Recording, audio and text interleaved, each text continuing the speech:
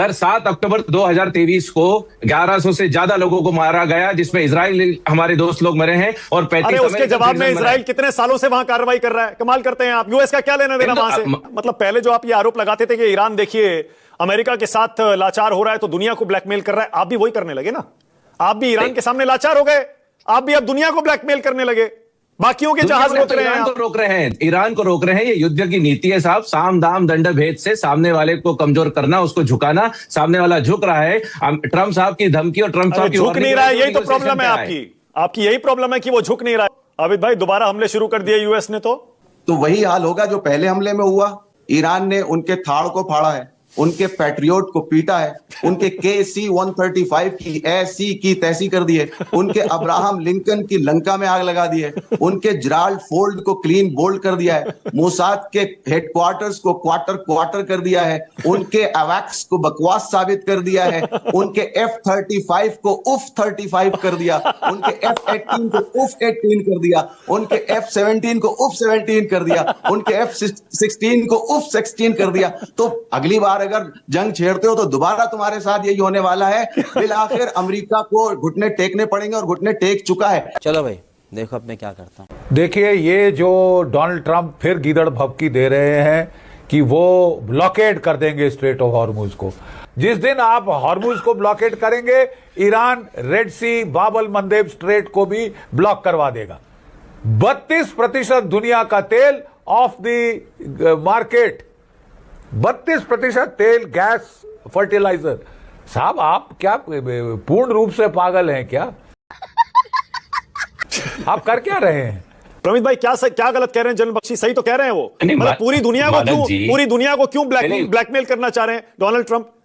क्यों हॉस्टेज बनाना चाह रहे हैं पूरी दुनिया को? सर हमारे यहाँ जब दुनिया मानती है कि अमेरिका सर्वशक्तिमान देश है और हमारा सबसे अच्छा अलाई और सबसे अच्छा मित्र इजराइल है, अगर ईरान के सुप्रीम लीडर साल में 50 बार बोलते हैं कि death to America, death to Israel, और इजराइल को मैं दुनिया के नक्शे से हटा दूंगा और अमेरिका एक शैतान है और अमेरिका को भी नुकसान पहुंचाऊंगा, तो $1.1 ट्रिलियन अगर आप डिफेंस पे खर्चा करते हैं तो क्या डेकोरेशन के लिए खर्चा करते हैं?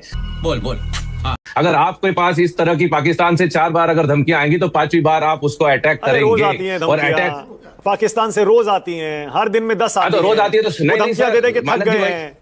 नहीं मानक जी, आपने कब एक्ट किया? धमकियों पर आपने एक्ट नहीं किया। जब उन्होंने पहलगाम में आकर 25 लोगों को मारा और पूरी यूएस में कौन सा पहलगाम हुआ था? कमाल कर रहे हैं आप। प्लीज कंपेयर मत करिए, पहलगाम से कंपेयर मत करिए प्लीज।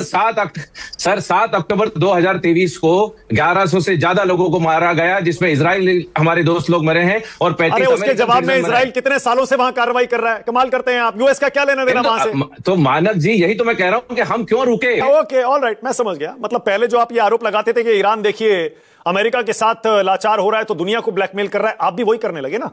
आप भी ईरान के सामने लाचार हो गए, आप भी अब दुनिया को ब्लैकमेल करने लगे।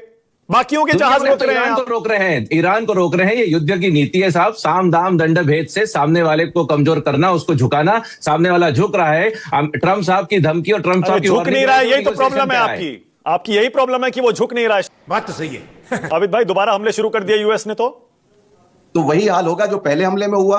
पहले हमले में क्या हुआ? पहले हमले में उन्होंने क्या किया है? हॉस्पिटल्स मारे हैं, ब्रिजेस तोड़े हैं, गड्ढे खोदे हैं, बेगुनाह बच्चियों को, स्कूल की बच्चियों को मारा है, नर्सेज और डॉक्टर्स को मारा है, ये सारे यूनिवर्सिटीज को मारा है। लेकिन ईरान ने उनका क्या किया है? ईरान ने उनके थाड़ को फाड़ा है, उनके पैट्रियोट को पीटा है, उनके KC-135 की ऐसी की तैसी कर दी है,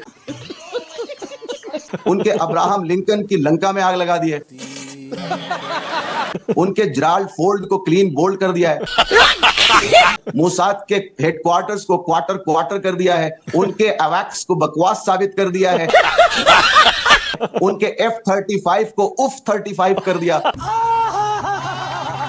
उनके F-18 को उफ-18 कर दिया, उनके F-17 को उफ-17 कर दिया, उनके F-16 को उफ-16 कर दिया। तो अगली बार अगर जंग छेड़ते हो तो दोबारा तुम्हारे साथ यही होने वाला है। फिर आखिर अमेरिका को घुटने टेकने पड़ेंगे और घुटने टेक चुका है। ये डिक्लाइन जो मैंने आपको शुरू में बताया, ये डिक्लाइन इस बात की दलील है कि अमेरिका बुरी तरह हार रहा है और हार से बौखला रहा है। और उसी बौखलाहट की वजह से देखिए कितने मैदानों में वो हारा है। वो अपने एलायंस नेटो कंट्रीज से उसका अलायंस टूटने की कगार पर पहुंच चुका है। सारी इटली, इटली से लेके, फ्रांस से लेके, स्पेन से लेके, डेनमार्क से लेके तमाम कंट्रीज ने, लंदन, यूके से लेके तमाम कंट्रीज ने कह दिया कि हम तुम्हारे साथ नहीं आ रहे। एक बात, जीसीसी कंट्रीज, उसका जो है ट्रस्ट अमेरिका से उठ गया कि भाई ये तो अपने आप को नहीं बचा रहा, अपनी बेसिस नहीं बचा पा रहा, इसकी बेसिस मुझे क्या बचाएंगी।